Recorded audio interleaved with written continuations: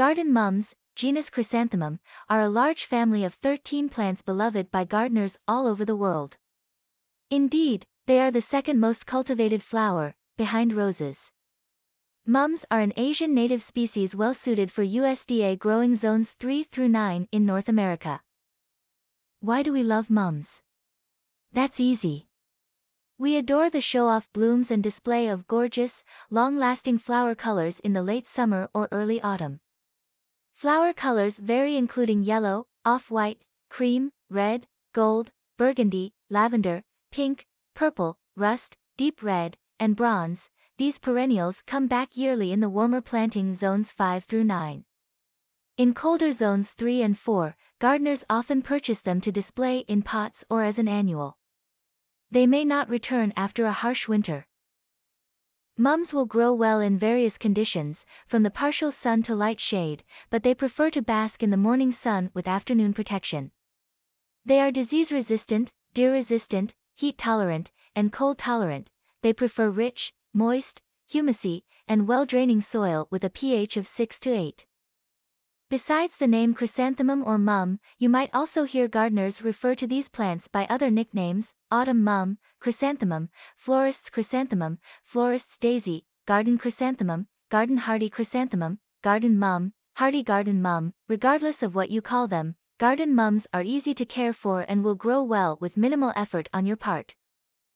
As an added benefit, you will attract late-season butterflies, bees, hummingbirds, and other wildlife that will benefit your garden's health and support a healthy ecosystem. However, pet owners must be alert. That's because these plants are toxic to pets, so you want to keep them away from your cats, dogs, and horses. How to plant garden mums? The best time to plant mums is the early spring. However, some gardeners prefer to plant them in the autumn. Check with your local agriculture extension office for specifics for your growing zone. Dig a generous hole 2 times as wide as the plant's root ball and about 8 to 12 inches deep. Break up any soil at the bottom of the hole before putting the plants into the hole.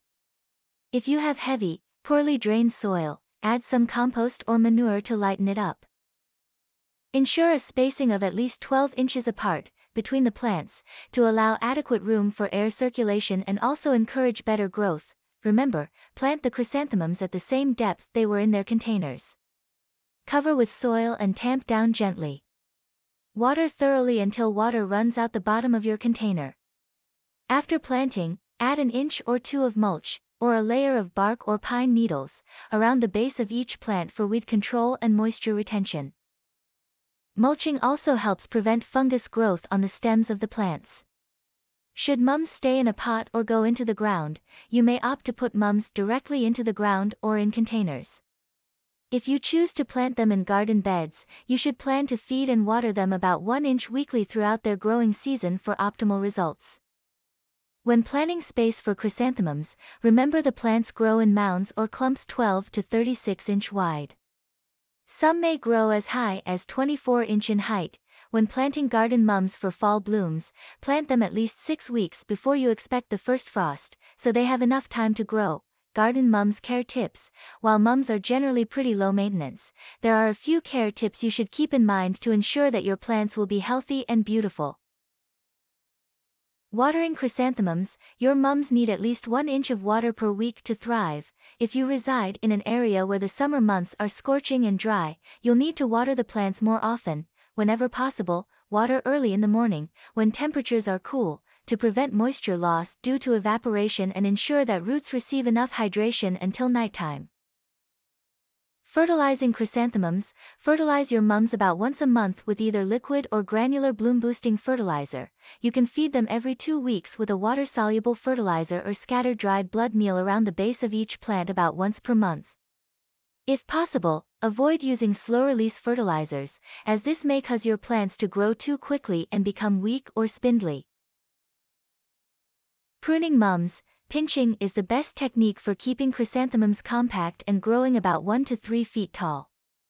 It's also a good technique for rejuvenating old, woody plants that have stopped flowering or have gotten overgrown. If you see blossoms forming in the spring or early summer, pinch them back. Letting the bloom too early will ruin the fall show of color. cut back garden mums by 1/3 right after flowers fade and again the following spring before the plant starts growing. You can also cut all your mums down to 2 inches above the ground and leave them as a carpet of green under taller plants. This process rejuvenates old mum plants and reduces the chance of powdery mildew. Hard shearing or cutting back to just above the crown forces the garden mum plant to put out new side growth shorter than the original stems, but you get many more flowers per plant. Pests and diseases that impact chrysanthemums. Mum plants generally do not attract many pests, but some can occur. Aphids are attracted to new growth on mum plants, where they suck the plant juices. They can be washed off with water or removed by hand. Leaf spots affect the plant's appearance but will not kill it. Use an all-purpose fungicide to treat it. Root and stem rots can affect newly planted mums. Treat with a general-purpose fungicide before planting or by removing and destroying infected plants. Common diseases of garden mums include powdery mildew, which causes white, dusty patches on leaves, and botrytis blight, gray mold. You may use a fungicide in the case of powdery mildew. However, for botrytis, consider removing and destroying the infected plants or their parts. Mums can benefit your garden in many ways. They offer late-season color, feed pollinator insects, and make lovely greenery in the early part of the growing season. In most USDA hardiness zones, they are perennials, but gardeners in colder climates usually treat them as annuals.